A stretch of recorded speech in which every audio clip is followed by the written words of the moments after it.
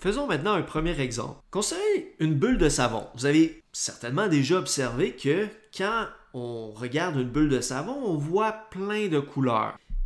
Pourtant, la bulle, le savon lui-même n'a pas ces couleurs-là. Ce n'est pas le fait que le savon lui-même soit coloré. On le sait parce que le savon ne pourrait pas être à la fois violet, bleu, rouge, vert. Qu'est-ce qui fait qu'on voit ces couleurs-là? C'est une question importante. Puis vous êtes sûrement déjà posé la question, peut-être il y a très longtemps quand vous avez eu des bulles de savon pour la première fois. Mais à cette époque-là, vous n'aviez pas le matériel académique pour répondre à cette question-là. Mais maintenant, aujourd'hui, je vous annonce que maintenant, oui, vous êtes assez équipé pour répondre à cette question-là. Puis c'est exactement ce qu'on va faire. Donc, on a une pellicule de savon d'indice 1.4. Donc ça, c'est l'indice de réfraction de l'eau savonneuse en tant que telle. Et cette pellicule-là, bien sûr, est suspendue dans l'air. On s'entend? Donc, autrement dit, à l'extérieur de la bulle, c'est l'air, puis à l'intérieur de la bulle, c'est aussi de l'air. On va supposer que la pellicule a une épaisseur de 0,45 micromètres, ce qui est une valeur raisonnable. Donc, en passant, ça serait équivalent, si on convertit en nanomètres, on ferait fois 1000. Donc, ça serait équivalent à 450 nanomètres. Donc, vous voyez que c'est du même ordre de grandeur que la longueur d'onde du spectre visible. Si on avait une pellicule très très épaisse, comme par exemple 2 cm, ça serait pas possible de voir des effets comme ça, des effets d'interférence constructive et destructive. Alors, la première question qu'il nous demande, c'est quelle longueur d'onde visible subissent une interférence constructive? Donc, évidemment, il y a deux choses importantes ici. D'abord, on demande une longueur d'onde. Ensuite, il faut que ce soit visible, donc compris entre 400 et 700 nanomètres. Et finalement, il faut que ce soit de l'interférence constructive. Donc, autrement dit, quelles couleurs vont être fortement réfléchies par la pellicule de savon? C'est celles qu'on va bien voir. Vous voyez, par exemple, ici, à certains endroits, on voit du violet très fort. Des fois, on voit du vert ou du bleu. Alors, ça, c'est les couleurs qui donnent lieu à l'interférence constructive à cet endroit-là. Donc, cette couleur-là est réfléchie très fortement, donc on la voit en prépondérance. Et ensuite, en B, on nous pose la même question, mais cette fois-ci pour l'interférence destructive. Alors, allons-y pour le A. On veut savoir quelles longueurs d'onde vont donner lieu à l'interférence constructive. J'ai représenté la situation ici sur le schéma. Je vous invite à refaire un schéma similaire dans vos notes de cours. Alors, vous avez l'air en haut et l'air en bas. Bien, comme on a dit, là, la bulle est entourée d'air. C'est-à-dire qu'à l'extérieur de la bulle, c'est de l'air, à l'intérieur de la bulle, c'est de l'air. Et en rose, vous avez la pellicule d'eau savonneuse elle-même, qui a une épaisseur E. On a représenté les rayons 1 et 2. Donc ça, c'est une représentation schématique que je vous propose toujours de faire dans un problème de pellicule mince. En passant, on va considérer que le rayon arrive à incidence normale, c'est-à-dire que la différence de marge va être 2 fois l'épaisseur qu'on a parlé tout à l'heure. Fait que vous pourriez me dire, oui, mais dans ce cas-là, pourquoi on ne fait pas ce schéma-là? Parce que sur ce schéma-là, justement, on a une incidence normale et on a une différence de marge qui est justement 2 fois l'épaisseur de la pellicule. C'est vrai que ça représente mieux, entre guillemets, ce qu'on va modéliser. Toutefois, l'inconvénient avec ce schéma, c'est qu'on ne voit rien. C'est que tous les schémas, tous les rayons sont superposés l'un à l'autre. Le rayon incident, le rayon 1 et le rayon 2 sont parfaitement superposés. Le rayon qui fait l'aller-retour dans la pellicule, on le voit juste une fois, plutôt que le voir 2 fois. Fait que, oui, il a l'avantage de représenter mieux ce qu'on va modéliser. Par contre, il a l'inconvénient d'être très confus. Donc, on va laisser tomber cette représentation-là, puis on va plutôt utiliser cette représentation-là, qui est beaucoup plus clair. Et toujours en gardant en tête que oui, on va faire comme si l'aller-retour, c'était juste 2 fois l'épaisseur de la pellicule. Donc si on commence par sortir les données, on a l'indice de réfraction que je vais appeler NP, indice de réfraction de la pellicule 1.4, et j'ai l'épaisseur de ma pellicule qui est 0.45 x 10 à la moins 6 mètres. C'est tout. C'est les seuls. Puis je sais que, dans le fond, mes deux indices en haut et en bas de ma pellicule, donc ici, mettons, je l'appelle N1, ça va être 1 parce que c'est de l'air, puis N2 ici, je vais l'appeler, je vais l'appeler N2, c'est l'indice de l'air aussi. Définition ici, le point A, puis le point B, les deux points de réflexion. Donc, au point A, on passe, le rayon arrive sur un indice plus élevé. Ici, l'indice, la pellicule, c'est 1.4. Donc, on passe d'indice 1 à 1.4, donc on a à faire une réflexion dure.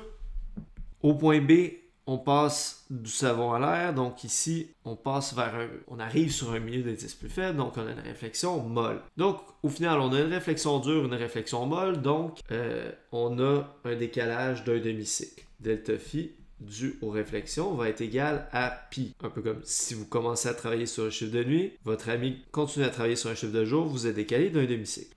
Maintenant, intéressons-nous au déphasage dû à l'épaisseur de la pellicule. Donc, le déphasage dû à l'épaisseur va être la fraction de cycle de déphasage qui va être delta sur lambda p fois 2pi qui représente un déphasage d'un cycle. Alors ici, on considère une incidence normale, donc une différence de marge de 2 fois l'épaisseur. Et comme on l'a vu, la longueur d'onde dans la pellicule, ça va être la longueur d'onde à vide divisée par l'indice de la pellicule. Donc si on remplace ça ici, ça va donner ceci. Donc, lambda p ici, je vais remplacer par lambda 0 sur np. Donc là, le np vient au numérateur, ça va donner ça. Et si on simplifie, donc on a 2 fois 2, donc 4 pi e np sur la longueur d'onde à vide. Donc maintenant, l'idée, c'est d'aller calculer le déphasage total dû aux deux facteurs. Donc le déphasage total delta phi qui va être le déphasage dû au parcours supplémentaire plus le déphasage dû aux réflexions. Donc dû au parcours supplémentaire, j'ai 4 pi e np sur lambda 0 et dû aux réflexions, j'ai un déphasage d'un demi-cycle pi. Alors, puisque je cherche de l'interférence constructive, ça veut dire que mon déphasage total doit être un multiple entier de 2pi, 2mpi, m étant un entier, qui peut être nul. Donc, mes ondes vont être décalées d'un nombre entier de cycles. Donc, ceci qui représente mon déphasage total doit égaler un nombre entier de cycles, donc un nombre entier de 2pi. Pour simplifier mon équation ici, je pourrais simplifier mes pi, ce qui me donnerait 4 ENP sur lambda 0 plus 1 égale 2m. Ensuite, je pourrais envoyer l'entier 1 de l'autre côté. Et je rappelle, le but ici, c'est de déterminer les longueurs d'onde. Donc, lambda 0. Donc, je vais isoler ceci. Ce qui me donne 4 ENP sur 2m-1, m étant un entier. On peut maintenant passer au calcul. Donc, 4 fois l'épaisseur, 0,45 fois 10-6 mètres, fois l'indice de réfraction qui est 1,4, divisé par 2m-1. Donc au final, ça ferait 2,52 fois 10-6 mètres sur 2m-1. Pour simplifier un peu, on pourrait se mettre en nanomètres pour pouvoir comparer plus facilement là, avec les longueurs d'onde visibles. Donc en nanomètres, ce serait fois 10-9. Donc il faudrait multiplier par 1000 là, le 2,52, ce qui donnerait 2520 sur 2m-1. Puis ça serait en nanomètres. Ensuite, on se rappelle que le spectre visible est entre 400 et 700 nanomètres. En passant, c'est des valeurs approximatives. On prend ces valeurs-là parce que c'est facile à retenir. Dans les faits, c'est pas exactement ça. Puis en fait, ça dépend même un petit peu d'un individu à l'autre. Mais grossièrement, c'est ça. Alors, ce qu'on pourrait faire tout simplement, c'est essayer des valeurs d'entier pour m, puis ensuite voir lesquelles donnent des valeurs qui sont comprises dans cet intervalle-là. Alors, si par exemple, on prend m égale 0, alors là, ça donnerait 2520 sur moins 1, donc moins 2520 nanomètres. Évidemment, ça ne fonctionne pas. Une longueur d'onde ne peut pas être négative. Donc, m égale 0 ne fonctionnerait pas. Maintenant, si on met m égale 1, ça ferait 2 fois 1, 2, moins 1, 1. Donc, ça ferait 2520 nanomètres, c'est trop élevé. C'est pas compris dans notre fourchette de 400 à 700. Donc, si on continue, m égale 2, ça donnerait 2520 divisé par 3, ce qui donnerait 840 nanomètres. C'est encore trop élevé. On continue.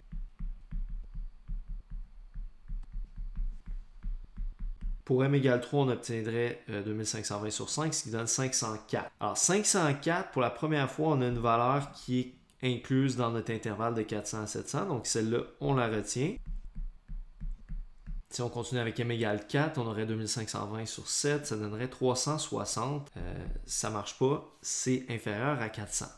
Donc, évidemment, ça ne sert à rien de continuer parce qu'on va trouver des longueurs d'onde toujours de plus en plus faibles. Donc, la seule et unique réponse, c'est donc 504 nanomètres. En passant, on nous demandait les longueurs d'onde. On n'a pas spécifié dans la question est-ce qu'on veut la longueur d'onde à vide ou la longueur d'onde dans la pellicule. Mais c'est toujours sous-entendu qu'on veut la longueur d'onde à vide. Donc, c'est pour ça, c'est le lambda 0. 0, je vous rappelle, là, veut dire on regarde la longueur d'onde dans le vide. C'est toujours ça qui nous intéresse. 504 nanomètres, ça correspond à la couleur verte, vert émeraude. Donc, si vous êtes dans cette situation-là, puis que à l'endroit où est-ce que la bulle d'air, à l'endroit où est-ce que la bulle de savon a une épaisseur de 450 nanomètres, vous allez voir la bulle verte. C'est ça que ça veut dire. Cette couleur-là va être renforcée par l'interférence des rayons qui y réfléchissent. Cette couleur-là va être plus forte. Donc, elle va devenir prépondérante sur les autres couleurs. Ce n'est pas la seule couleur qui va être réfléchie, mais celle-là va être renforcée par l'interférence constructive et donc vous allez la voir plus forte. Donc, à cet endroit-là de la bulle qui a cette épaisseur-là, vous allez la voir verte. Maintenant, reprenons la même situation, mais demandons-nous quelle longueur d'onde subissent une interférence destructive. Oups, c'est le B, question B. Alors en fait, je pense que ce qui va être le plus utile pour vous, c'est que vous le fassiez vous-même pour apprendre à le faire. C'est comme, il y a des limites à ce que vous pouvez apprendre, si vous voulez apprendre à skier, il y a une limite à ce que vous pouvez apprendre juste en regardant des gens skier sur YouTube. Il faut que vous alliez sur une pente, vous mettez les skis sur vos pieds, puis que vous vous lanciez sur la pente. C'est la seule manière d'apprendre à skier. Mais c'est la même chose ici. Là, vous avez vu comment faire. Maintenant, ça va être à vous de le faire pour apprendre. Donc, je vais vous demander de faire cet exercice maintenant, tout de suite, si possible. Alors, je vous demande quelle longueur d'onde va créer l'interférence destructive. Alors, évidemment, ici, la clé, c'est que la différence de phase doit être un demi-cycle entre les deux ondes ou un nombre, si vous voulez, impair de demi-cycle. Autrement dit, comme un demi-cycle, un cycle et demi, deux cycles et demi, etc. Ou autrement dit, il faut que le déphasage total entre les ondes 1 et 2 soit 2m plus 1 fois pi. Autrement dit, 2m, c'est un nombre pair. Donc, 2m plus 1, ça donne nécessairement un nombre impair. Donc, ce que ça dit, dans le fond, c'est que vous avez un nombre impair de pi, de déphasage. Donc, que ce soit, par exemple, pi, 3pi, 5pi, 7pi, etc. Ça fait en sorte que vous allez avoir un déphasage un demi-cycle, finalement, entre les deux ondes. Ou, autrement dit, vos ondes vont être en antiphase. Et lorsque vous aurez terminé, vous pourrez comparer votre réponse ou vos réponses à celles qui sont fournies sur la diapo. Donc, c'est supposé donner 420 nanomètres et 630 nanomètres. Donc, vous allez pouvoir comparer vos réponses pour vous assurer que vous avez la bonne démarche. Donc, au final, pourquoi on voit des couleurs quand on regarde une bulle de savon? C'est parce que, justement, il se produit de l'interférence constructive et destructive. Il y a des couleurs qui vont être renforcées et il y a des couleurs qui vont être détruites, si vous voulez, dans la lumière réfléchie. Les couleurs qui vont être renforcées et détruites vont varier d'un endroit à l'autre de la bulle en fonction de son épaisseur. La bulle de savon n'a pas une épaisseur constante. Il y a certains endroits qui sont un peu plus épais, d'autres endroits qui sont un peu plus minces. Donc, dépendamment de l'épaisseur, ça ne va pas être les mêmes longueurs d'onde ou les mêmes couleurs qui vont être renforcées. Et donc, à certains endroits, par exemple ici, on peut voir c'est le violet qui est renforcé. Puis il y a probablement d'autres couleurs qui sont détruites. Donc, le violet devient très prépondérant. Alors qu'à d'autres moments, mettons ici, c'est plutôt le bleu qui est renforcé. Ou à d'autres endroits, peut-être comme ici, ou ici, ce serait le vert qui serait renforcé par interférence constructive.